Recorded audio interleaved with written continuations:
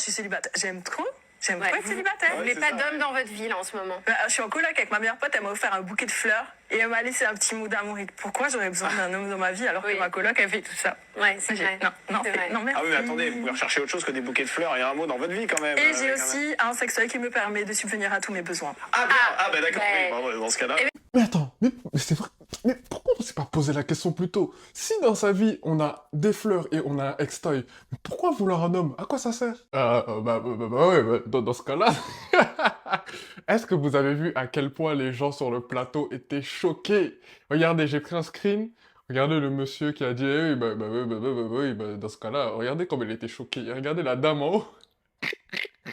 Même elle a été choquée. Il n'y a que Vaima Lama qui est fière de ce qu'elle a dit. Regardez le sourire qu'elle a là. Mais après, moi, Vaima Lama, je peux la comprendre parce que c'est une fille qui a connu une enfance assez difficile. Elle a été victime de moqueries, sur son poids notamment, et en plus, dans son dernier livre, elle explique comme quoi elle a été victime d'inceste. Donc tout ça fait que, à mon avis, elle doit avoir une certaine méfiance envers les hommes. Mais là où justement ce genre de discours peut lui faire défaut, c'est parce qu'elle explique comme quoi il suffit d'avoir un ex-toy et des fleurs et c'est bon, on peut se passer des hommes. Ça, c'est ce qu'on appelle un discours utilitaire. Et justement, c'est totalement le problème de notre époque. Aujourd'hui, on a l'impression que les relations entre les hommes et les femmes et les hommes se basent sur l'utilité. C'est-à-dire que tant que cette personne peut m'apporter ci, ça, c'est du commerce. Tout simplement. Cet objet est intéressant, je l'achète. Cet objet n'est pas intéressant, je l'achète pas. Et là, elle explique carrément, en fait, ça déshumanise l'homme. Là, limite, je vais passer pour un sociologue, je vais passer pour un philosophe, tout ce que vous voulez. Mais ça renforce l'idée de l'humain-objet que je théorise dès aujourd'hui. En plus, c'est totalement rabaissé.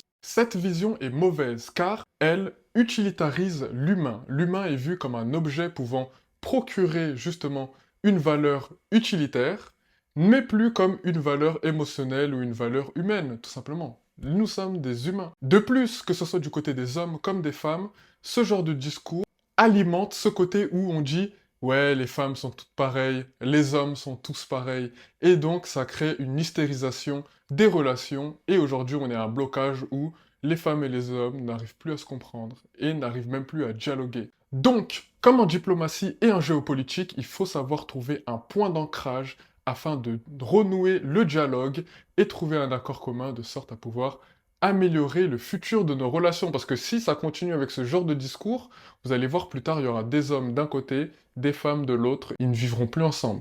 Mais sinon, mis à part ça, je peux t'appeler Vi? Of course. Je vois que tu es sur le marché des transferts et je vois que tu n'as toujours pas trouvé la perle rare, mais pourquoi pas tout simplement postuler à Fisco James? Je vois que tu aimes les Renault, en plus on a vu ça sur We Hustle. It's only entertainment.